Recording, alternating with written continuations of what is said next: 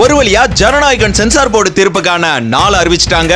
ஜனவரி 30 இல்ல பிப்ரவரி 2ல தான் தீர்ப்பு அறிவிப்பாங்க அப்படின்னு நம்ம எதிர்பார்த்தோம். ஆனா முன்கூட்டியே ஜனவரி 27ஆம் தேதியே தீர்ப்பை வழங்க இருக்காங்க சென்னை உயர்நீதிமன்ற தலைமை நீதிபதிகள். இந்த தீர்ப்புல இருக்கக்கூடிய ரெண்டு ஆப்ஷன் என்னன்னா, ஒன்னு படக்குழுக்கு UA சர்டிபிகேட் வழங்க உத்தரவிடுறது, இன்னொன்னு படத்தை ரிவிஷன் கமிட்டிக்கு அனுப்ப உத்தரவிடுறது. இதுல ரிவிஷன் கமிட்டிக்கு மட்டும் படம் அனுப்பப்பட்டுடுச்சுன்னா எலெக்ஷன் முன்னாடி வெளியாவது ரொம்ப ரொம்ப கஷ்டங்க.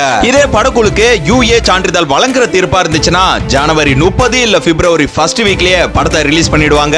இந்த வருஷத்துல நமக்கு கிடைத்த முதல் நல்ல செய்தி அப்படின்னா, தேர்தல் ஆணையம் அறிவித்த இந்த விசில் சின்னம் தான். ரசிகர்கள் தொண்டர்கள் சோர்வாக இருந்த சூழல்ல எல்லாரையுமே உற்சாகப்படுத்தியது இந்த விசில் சின்னம். இந்த விசில் சின்னத்தை நிரந்தரமாக தக்க வைக்க வரும் சட்டமன்ற தேர்தல்ல 6% வாக்குகள் 2 சட்டமன்ற உறுப்பினர்களை பெற வேண்டும். இது என்ன அவ்வளவு பெரிய விஷயமா அப்படின்னு கேட்டீங்கன்னா அப்படிலாம் ஒண்ணும் கிடையாது. இது நம்ம டிவிகேவுக்கு அசால்ட் தான். So no problem. நிரந்தர சின்னம் விசில் தான். இப்போ இந்த விசில் சின்னம் எப்படி நமக்கு எல்லாருக்குமே ஒரு ஹாப்பினஸ் கொடுத்துச்சோ, அதே போல ஜனவரி 27ஆம் தேதியில நடக்கக்கூடிய தீர்ப்பும் மனசை சந்தோஷப்படுத்துற ஒரு நல்ல செய்தியா இருக்கணும். இறைவனை வேண்டுவோம். அண்ட் இந்த தெரி ரீ ரிலீஸ் வந்து எப்போ ப்ரோ ஆக போகுது, டேட் வந்து மாறி மாறி போயிட்டு இருக்கு அப்படின்னு கேட்டுட்டு இருந்தீங்க. அது வந்து எப்போ வேணா வரட்டும், எப்போ வந்தாலுமே அது நமக்கு செலிப்ரேஷன் தான். சோ அதுல நம்ம ஃபோக்கஸா இருக்க வேண்டாம். இப்போ இந்த ஜனநாயகன் படம் கண்டிப்பா எலெக்ஷன் முன்னாடி ரிலீஸ் பண்ணாதான் இந்த படம் பண்ணதுக்கே பிரோஜனம். எலெக்ஷன் முடிஞ்ச பிறகு படத்தை ரிலீஸ் பண்ணா ஓகே தான். ஆனா எலெக்ஷனுக்கு முன்னாடி ரிலீஸ் பண்ணாதான் அந்த எலெக்ஷனே ஒரு பரபரப்பு சூழலா அமைக்கும். உயர் நீதிமன்றமே நல்ல தீர்ப்பை வழங்க வேண்டும். நாட்டின் நிலைமை மாற வேண்டும். காத்திருக்கிறோம். காத்திருப்பதுதான் எங்கள் நிலையாகிவிட்டது.